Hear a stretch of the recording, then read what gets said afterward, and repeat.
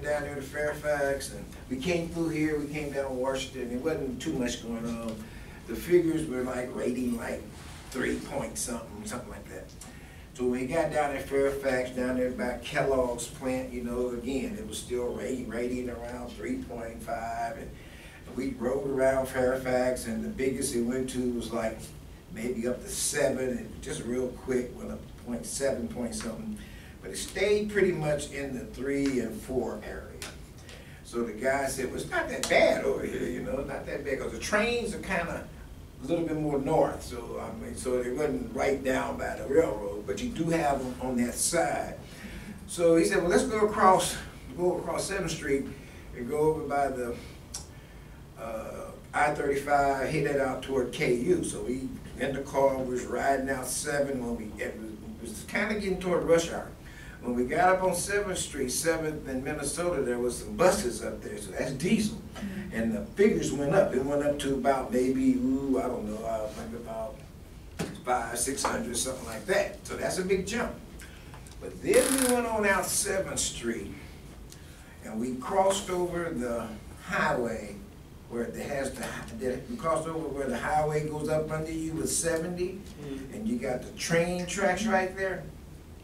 This daggone machine shot all the way up to 25,000.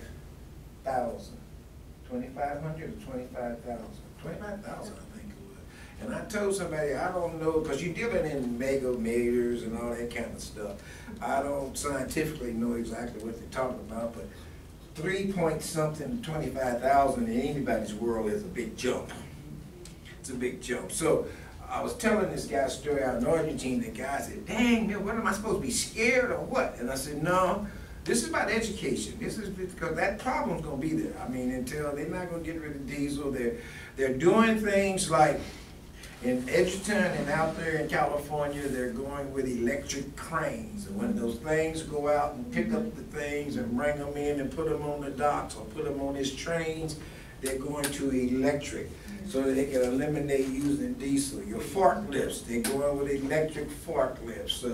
Refrigeration trucks, they are fixing them so when they come in at night, the trucks don't have to run all night. They can plug them in. They're making them electric so that they don't have to run them all night long like they had been doing.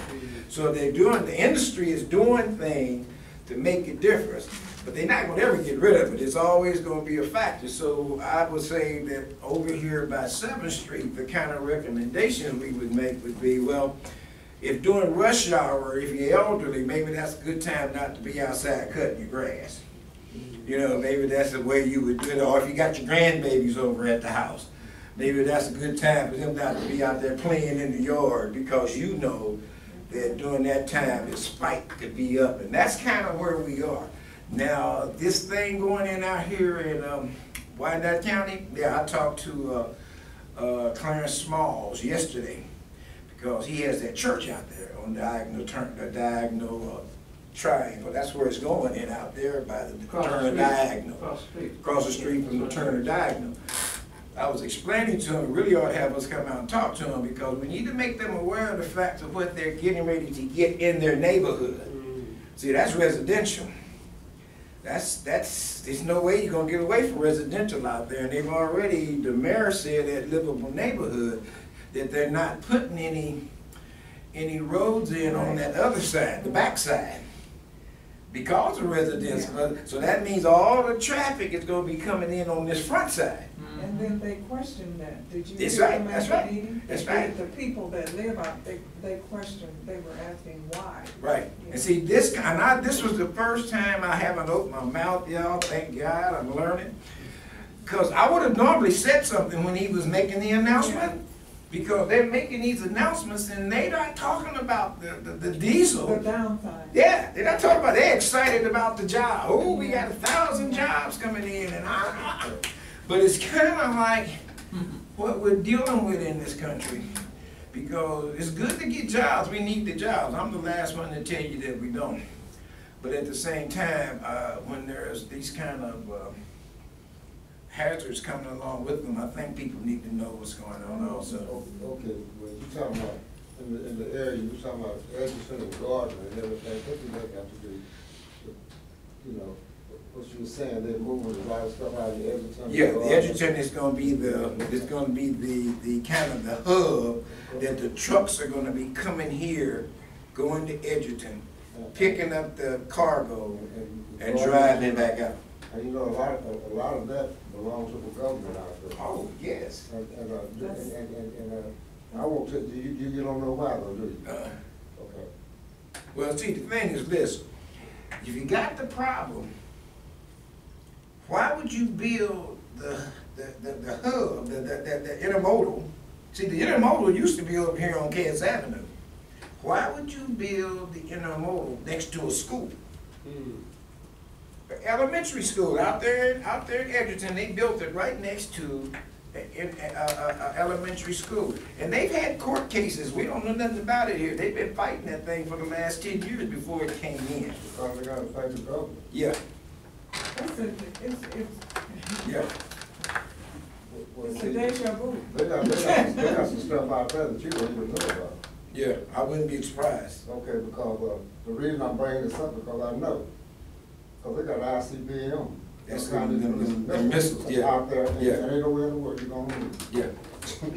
Yeah. No way. Yeah. Well, is this a done deal? Oh, yeah, and I'm really upset about that. In fact, we just came back from Long Beach last week, and it's a group called Earth Justice that fights these cases. And I told them, I said, you know, y'all got Earth Justice all over California, down in Houston, all around them ports. You got them in New Jersey, in New York, but you don't have them in Kansas City. And I said, we should have been fighting this case before the ink dried.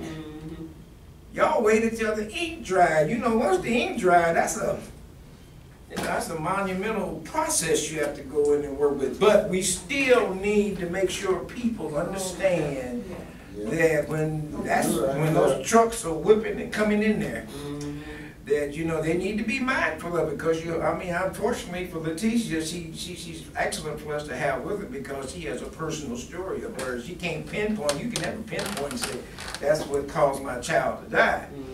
But that is something that you look back on now and go, that's how innocent it can be, you know? Well, it's just like in Flint. Yes, that's it. That is a prime example, because things have been happening all along. Right. But as long as it stays down here, it's okay. But, okay. you know, then once the... In my story about Flint, and I'm not gonna take up all your time because y'all busy people, but my story in Flint is whenever I get interviewed, and I've been interviewed on national shows and stuff, I'll go, okay, how many glasses of water would you have allowed your baby or grandbaby to drink if you had been in Flint? You think about this water that was covering my hand and was smelling. How many of them would you have given to your children? Then I go, well, how many baths would you have run for your babies and stuck them in it? Everybody invariably said, none at all. I said, I want you to understand, the people in Flint, mothers, grandmothers, fathers, brothers, cousins, uncles, sisters, had them babies drinking that water and bathing in that water almost 2 years. You don't need a government to come in and tell you you got a problem. Now they smell it. Okay, so that's what makes this so important. Well, we have problems, Richard, right here in Roanoke County that we know that we have. Yes. And we know that we have problems, but, you know, a prime example is of the Big 11 Yes, Lake. yes. And so now, and this is just local, even though the EPA was involved. Right. And, you know, and you look at that and say, well, because they really don't care about the people. And see, that's one thing that people don't understand. Right. They feel that, you know, well, we're the people, and how can, because when it comes to economics, monies and that kind of thing, your life means nothing as long as the money is flowing. That's right. And the other one was, well, they had that brownfield. I went to those meetings and listened to the people talking about, you know, well, you know, we cited different places. And then we brought up, you know, right. What's the Rachel and where the cemetery. Garland Park. Yeah, John Garland Park. Park, yeah. So we mentioned that because they wanted us to Right. give them certain properties that they could look at and see and try to figure out a way to deal with it. That, and the man told me himself, the one from, I don't know who he was from Brown, he told me, we can't touch that. He said, because that's a government thing. Yeah. And so we knew then. Right. This is just an exercise. We're just going through the motions. Same thing with Big 11 Link. The same thing. Right. So all you can do, like you say, is to make people aware, because you don't have the monies or the power. Because it is what it is, you know? And you can make noises and you can like protest and you, Yeah. but it's still, it's like you said, the ink is dry. Well, and they get ready to be dealing with, the mayor put me on that storm drain, stormwater task force. Now, they getting ready to they getting ready to bring their suggestion, their recommendation. We had them here with Yeah. that. Well, they getting ready to take that to the commission. And it's going to. Okay, Mhm. and I'm sitting down there with him yesterday, because I'm on the task force, and I asked him, I said, Mhm. who have y'all provided the commissioners with to educate them about the decision they gotta make? That's not, you're, They go, well, they have some people the city hired to come. I'm done with it. I'm done. I mean, and if you're see, not, and then they put you on these things and you're just a, yeah, you just, yeah. What do they expect you to do? Yes, well, they got the wrong person with me. I'm telling you right now, they got the wrong person with me, because he don't like to hear me say it, but I had a mentor that kind of put me in the right position when I go talk to them folks. I went down and told them the biggest thing I was concerned about, you got a 20 to 30-year program going on, replacing storm drains in Wyandotte County. And you can't tell me that we can't take 3 to 5 years to teach our people how to qualify to dig a hole and stick a pipe in it. You don't need to be no rocket scientist like to they dig did a years hole ago, right? to put a pipe in it. I said, what we need to be doing is teaching our people work ethics. We need to be teaching our folks how to get up in the morning to go to work and how to act when they get to work and that kind of stuff. And I said, if you give me 3 to 5 years and we find a way to do that program, will you really seriously, Burns and McDonald's, consider hiring our people? Yeah. Well, the letter they sent it into the city, they got that written into it. They got it written into it that they want to make sure that they put the emphasis out and try to get people hired in Wyandotte County. So that's the extent of, that's the best I can say. Can I ask you a question, just Yes. for the minutes here? When the trucks are running, you mentioned that, what time of day is it best for seniors and children to stay out there? I would say, once we get some kind of idea of when them trucks are running, we're gonna have to see how they flow at first. Right now, they going all day long. But I would think that because of rush hour, because the car traffic is included in it too. And so that would be the worst time, I think, to be outside, doing exercise and all that kind of stuff. That would probably be the period of day that I would stay away from the most. Well, they had an article in the paper. It's been maybe 6 months, maybe a year. They had a whole theme about the area that you're talking about. Mhm. And they, lots of information.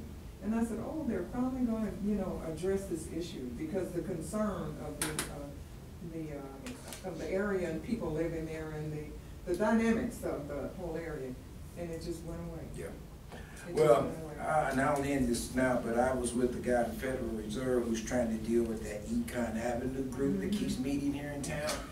I know, don't say that, just, I don't go to the meetings, I talk to it. He said that, Amazon probably knew Oh, 10 years ago. Yeah. 10 years ago that this was gonna be going on in Kansas City, That's what they because said. they was fighting in court back then. Right. So they were preparing to make this move that long ago. Now that Amazon's here, I'm telling you, you're gonna see these warehouses springing up. Yeah. Springing up. I hear there's another It's one money. going in It's down here money. by General Yes. Motors. They haven't said the name of it yet, because they won't tell you the name, but there's Yeah. another organization That's building a it. business down there. Exactly. It's gonna be as big as Indian Springs. It's money, it's Yeah. money. That's what it is. Money All right, over- gang, I told you, I don't come that often, but when I do, I'll come and lay something on you so you'll be aware. And you know, it goes, and it's the same kind of thing about our health and our, well, it used to be a time when, you know, we thought that people, that those in charge were concerned about the people. Oh. You know, we did, we used to think that. They used to be concerned about And that. they were, you know, like the doctors and the people, they care about their little community. But see, now, you have to take charge and learn. And learn yourself. And try to find out as much information as you Right. can, Right. just for self-preservation, Well, because you can't leave it up. Right. You Our can't leave it up to other responsibility, people. our responsibility is to try to pass this on to this generation that's Yeah. coming behind us. Yeah. Because there's two groups missing in action right now. One of them is our ministers, and everybody knows that. But the other one that's missing in action is our black millennials. Yeah, yes. They're not there. They're not there.